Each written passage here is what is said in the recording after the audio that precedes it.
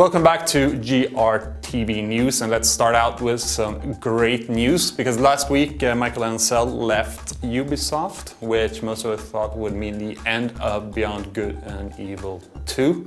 Now a spokesperson for Ubisoft have said that the game is actually still in development, which is great news considering that Beyond Good and Evil was, if not the best game, then absolutely one of the best games of the last console generation. Will we find out more at E3? Well, maybe, who knows? It's been quite quiet about the game for a long time now, but hopefully. And until then, we can just keep on dreaming about talking pigs.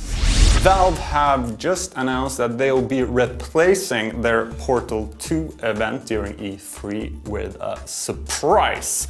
What's the surprise? Nobody knows. Valve and Aperture Science would like to state that per international treaties regarding the definition of the word surprise, of which both Aperture Science and Valve are signatories, the time, date and content of the actual surprise will only become available as you experience the surprise.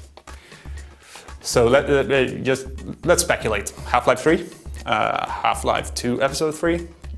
Or just something fun regarding Portal 2? We don't know yet. We'll just have to wait for the surprise. Every Harry Potter film always gets a Harry Potter game. Sounds like a bad children's rhyme, but it's actually true. And with the Deathly Hallows Part 1 coming up at some point, EA has now announced that they'll be making Harry Potter and the Deathly Hallows Part 1 video game. The game is supposed to be darker and more action-oriented than previous titles in the series, and at the same time I'm sure we can expect a Harry Potter and the Deathly Hallows Part 2 at some point in the future.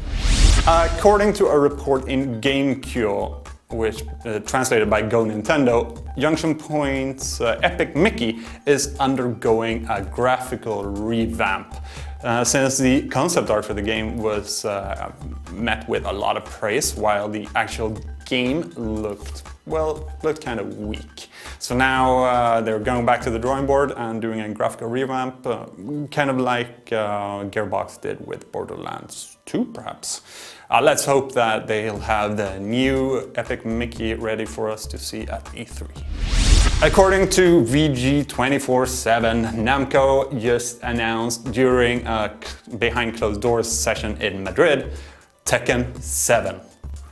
Big surprise. But not much is known about the title at all, considering that Tekken 6 just released more or less, and that Tekken 7 has just started development. So, at some point, Tekken 7. Whee! According to Now Gamer, Microsoft have chosen a new name for Natal and will brand it officially Wave during E3. E3 is just around the corner, so we'll just have to wait and see, but it would make more or less perfect sense. And that's all there is to say about that, and that's all the gaming news we have for you this week. Remember that we'll be back next week, and then after that is E3, baby!